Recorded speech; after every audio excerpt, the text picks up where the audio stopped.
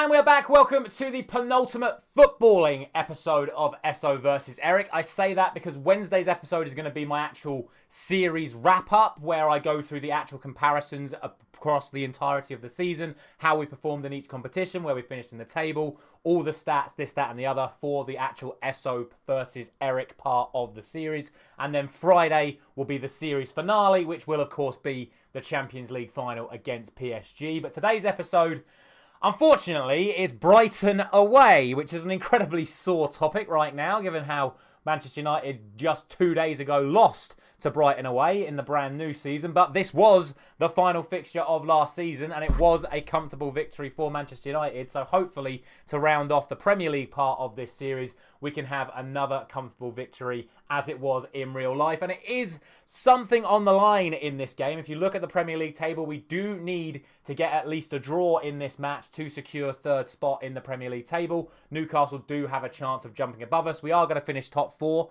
Whatever happens, Manchester City are going to win the Premier League, whatever happens. But we do need to get a result in this game to guarantee us third spot in the table, which, to be honest, I think would be a pretty good season considering how we've sort of done, how we've dealt with things over the course of this series. So for the last time in the Premier League, let's see what team I'm going for.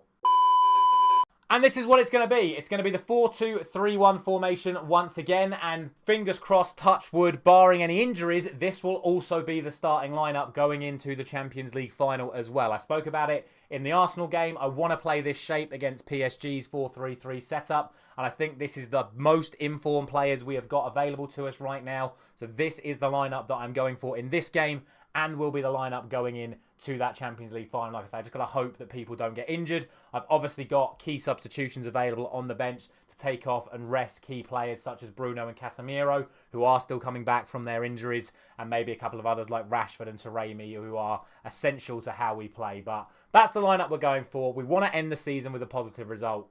Let's see what Brighton have gone for.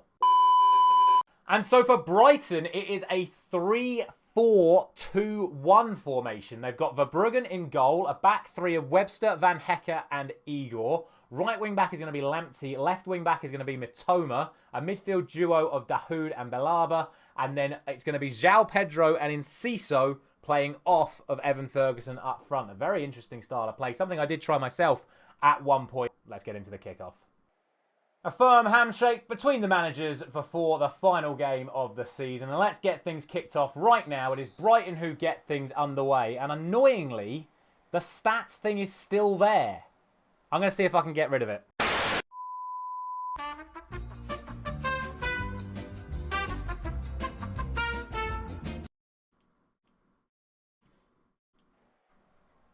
There we go. All I had to do was click on the scoreboard and it's gone. And I think that is going to be the end of the first clip as it goes out for a Brighton throw. First clip of the match then. And it's going to be a hoof downfield from Van Hecke. A little bit of sleeping there, it looked like, from Rashford. But he's made up for it and got back in there. Brighton have basically been passing it round the back from what I can see on the stats. They've had something like 75% possession. But it's all been in their half. And now this is our first real opportunity to get on the ball ourselves. Shaw feeds it into Amrabat. He looks to drive forward into midfield.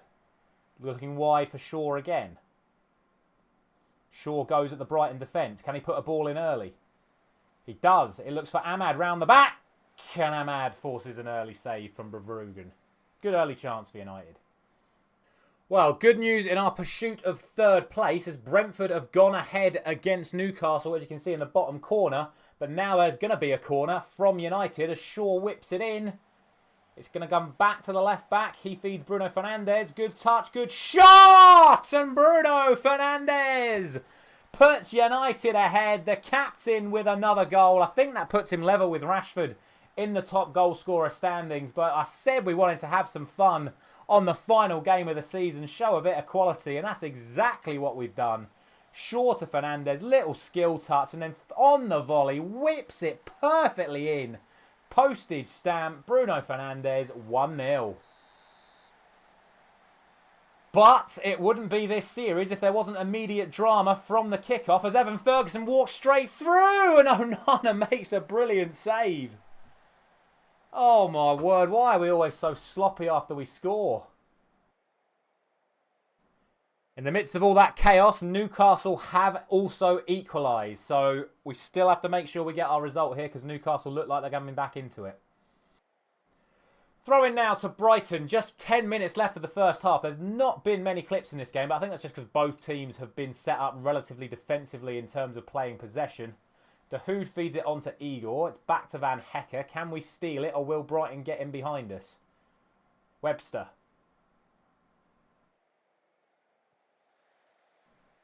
Van Hecker. There is that ball out wide. Lamptey. Our shape's pretty solid, but they've looked to feed it through to João Pedro. It's going to be a chance here. Comes back to Lamptey. Onto Dahu. And Ciso to Belaba. And Onana is forced into another good save, but a good save it was indeed. Now Verbruggen sends one downfield. Massive kick, in fact.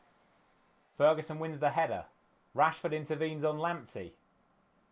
Still Lamptey. Still Tariq Lamptey. Whipped in towards Evan Ferguson. And Onana's there again. And that concludes the first half action. And look, it's not been a particularly great game. There's not been many clear-cut chances. 50-50% possession, 5 shots each. A combined total of 0.56 XG across both sides. But we're doing the job we need to do. And like I say, the focus of this game is making sure the players are sharp ahead of the Champions League final. Not risking any injuries. We're playing good football. And ultimately, we've got ourselves a lead. So that's all we want for this final game. I might tweak a few instructions at half-time just to make sure we keep the ball a little bit better in the second half. But like I say, ultimately, we just got to make sure we stay ahead in this game. So United get us underway at the start of the second half. An early substitution from Brighton as Billy Gilmour comes on for the Hood. And are we going to see a chance at the start of this second half from Wan-Bissaka? Drives into midfield, looks for Ahmad, comes to Taremi. Feeds it back into Amrabat again. This is exactly what I was on about it before the break. The little soft passes around midfield, starve Brighton of the ball, and then look to pick our chances when we can. And it looks like we're going to try and do that immediately with another throw-in. Ahmad hits the byline. We saw him do this in the last game, and Amrabat's there! It's a carbon copy of the goal we saw just a couple of weeks ago. A throw from Shaw to Ahmad. Ahmad hits the byline, cuts it across. I think it was Martial then. It's Amrabat now. Play the clip from the previous episode. Another long throw-in just before half-time. Instead, it goes short to Ahmad, who zips round the outside and finds Martial. And it's 2-0, 2-2 for Martial. And this is an absolute carbon copy. Well, that's why you work on these drills in training. And it's paid off. Ahmad to Amrabat. And United lead 2-0. And I'm not even going to get the chance to praise them because yet again we've got another clip straight away. And it's Wan-Bissaka who dinks it back post to Rashford. Comes to Shaw. Now Bruno Fernandes to Taremi. And that one has gone, well, just about halfway back to Manchester, I think. Corner kick now to Brighton. Billy Gilmour's going to whip this one in.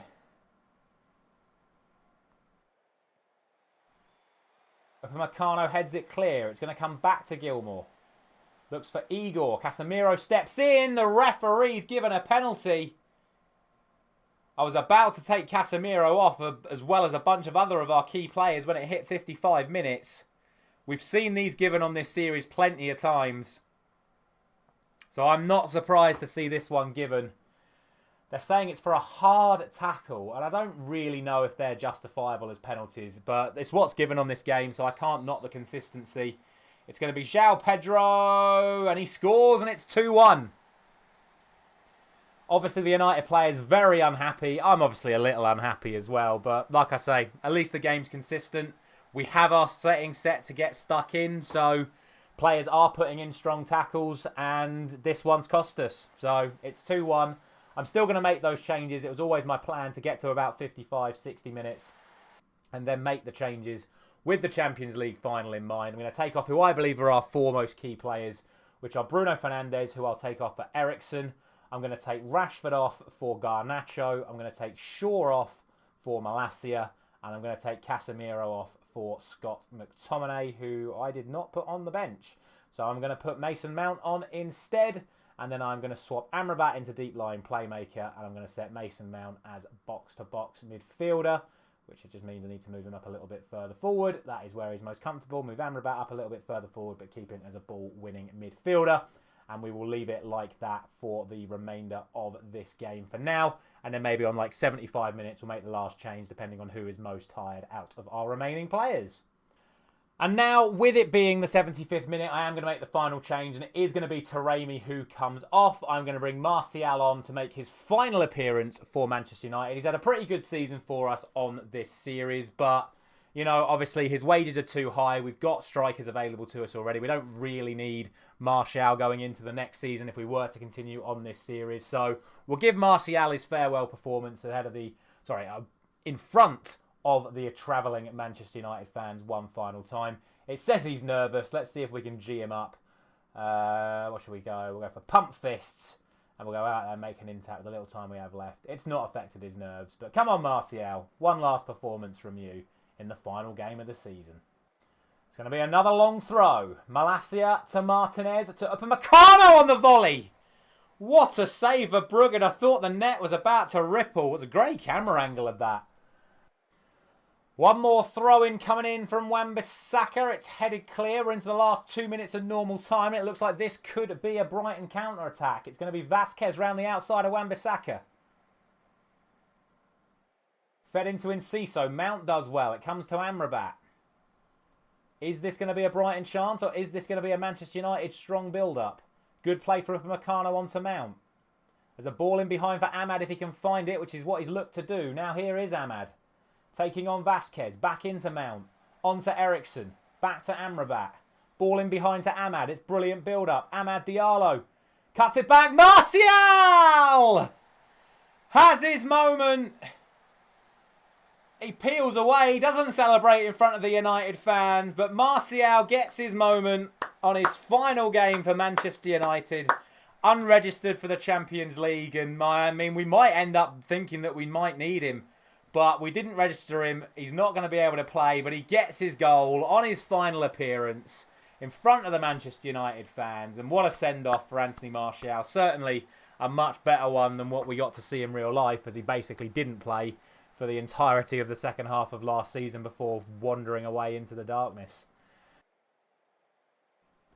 And now all that's left to do is wait for the full-time whistle. There's going to be a Brighton corner in the final minute of the 5 added on. March is going to swing it in, and it's going to be another Brighton goal. It's Evan Ferguson. Sloppy defending from the set piece. Haven't we seen that enough? And thankfully, unlike what happened a couple of days ago in real life, a 95th minute second goal for Brighton is only enough to get them to 1 goal behind rather than 1 goal ahead. United kick off. It's going to be Amrabat to feed it back to Upamecano. Surely the referee just has to blow his full-time whistle straight away. Wan-Bissaka has it now. On to Ahmad. Wan-Bissaka again. I thought the referee put his whistle in his mouth. He hasn't. There's going to be another chance, is there? Eriksen to Malacia. Back to Martinez. Malacia again. And there is the full-time whistle. It's a 3-2 victory to Manchester United, which means 3rd place is secured in the Premier League table. Another man of the match performance from Amad Diallo, who is definitely going to be getting the start in that Champions League final ahead of Anthony. That concludes the Premier League season. Make sure to check out next episode, where we will be rounding up everything across the entirety of this series. Like I said, how we performed in the league versus how Erik ten Hag's team performed in the league, how we did across each individual competition, how certain players performed, all the stats regarding goals and goals conceded, all the stuff like that. That's all coming on Wednesday's video. Thank you very much for watching as always. I will see you there. And if not, then obviously we'll be back on Friday for the Champions League final and the series finale.